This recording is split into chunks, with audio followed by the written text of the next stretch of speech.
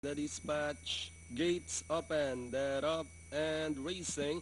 We've got a scramble for front position. Moving up to take the lead is entry number 8, Vivere. Running by the rail can Ferry Special, Trinity Moon.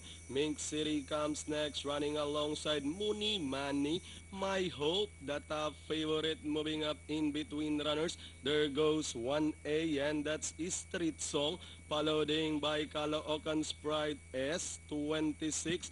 Next in line is entry number 6, Weather Lang. Followed now by entry number 2, Frapu Bell, I Did It My Way. Running second last with a green silk is entry number 10, Cutting Edge. And trailing the group is entry number 1, Almar Lee, as they race to the final 450. Three runners fighting it out for the lead.